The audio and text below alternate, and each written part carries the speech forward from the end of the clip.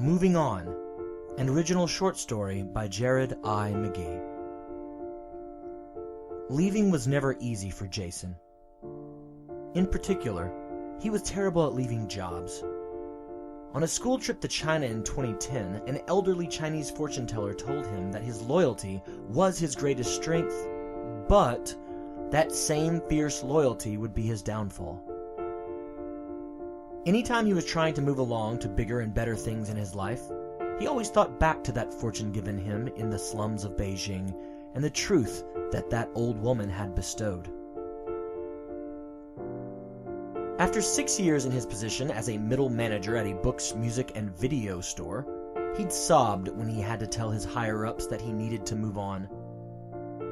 When he had a not-so-kind parting with his first university teaching job, he still held his colleagues tightly before leaving for good. Position after position, occupation after occupation, place after place, Jason always felt extreme repugnance toward having to part ways and, in his eyes at least, being disloyal to the people and institutions that had trusted him to serve them well. So, yet again, here he was, desperately flailing and failing to find a respectful and honest way to inform the people that surrounded him that he would be severing his ties with them and walking away. All in the name of greener grasses and other places.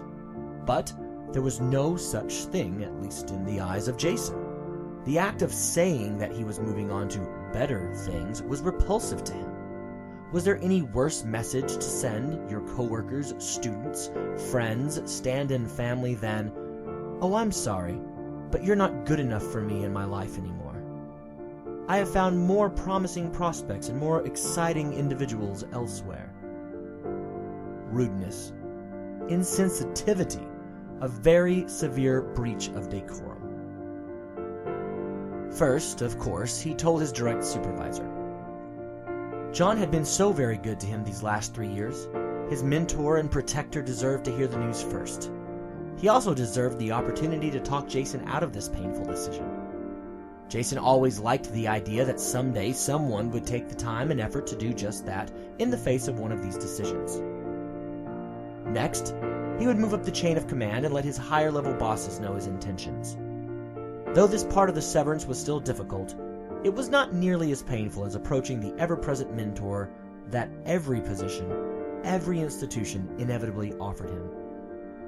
The big bosses would shake his hand firmly. They would say he did a good job whether he did or not. They would say he would be missed whether he would be or not. They would say farewell brusquely and then get back to the far more important whatevers they were up to before he interrupted them. After that, he would tell his colleagues. Yes, they were close to him in their own way, but Jason was quite reserved. They all called him a lone wolf. He did not get too terribly close to anyone, really.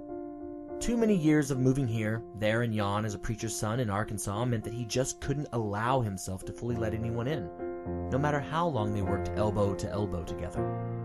He couldn't help the quotation long filed away in his brain from popping up every time he was preparing to do this set of goodbyes.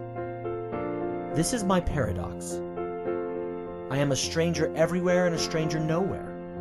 I can engage anyone in conversation, become well-liked in a matter of seconds, yet there is a distance I can never recover, a slight shiver of alienation, of not belonging, and an eye on the nearest door.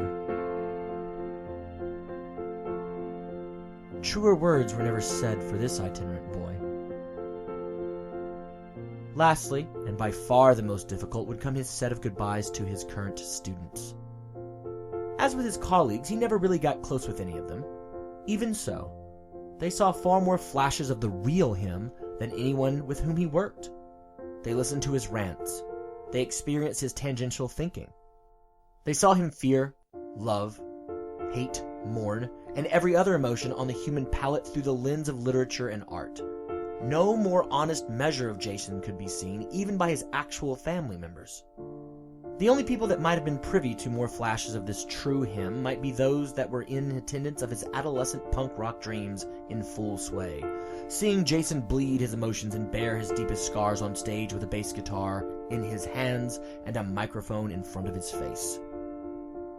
Though he loathed the idea of it, those minds were the closest thing he had to friends since he was 16.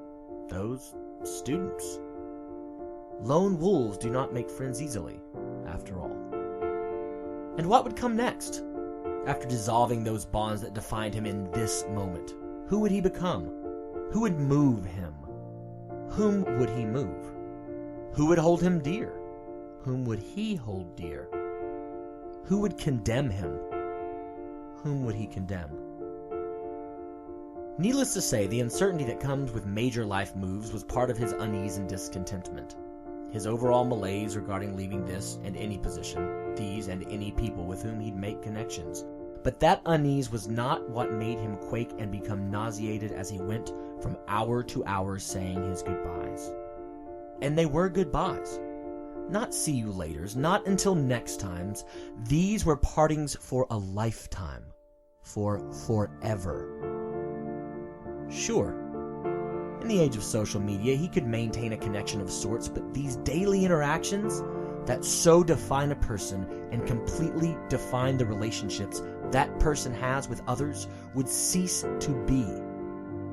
An entire life would die when he moved on. He was all too familiar with that. He was all too cognizant that Frost's untaken road was not one to be referenced at graduations to motivate or to be hung on living room walls to inspire. Frost was lamenting the premature death of an infinite number of possibilities. And now, Jason joined him in those lamentations as he put this untraveled path, this place he was leaving behind, into the place for all fictional things and the fancies of youth, and prepared to take his bow, to walk away, to move on.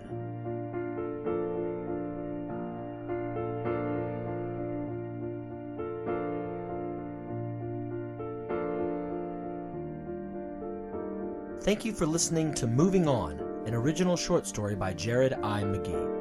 The backing track for Moving On was taken from the Free Music Archive at freemusicarchive.org, an amazing community of artists that set out to help one another through the sharing of their art. This particular track is John Stockton's Slow Drag by Chris Zabriskie. More music from Mr. Zabriskie is available at the Free Music Archive.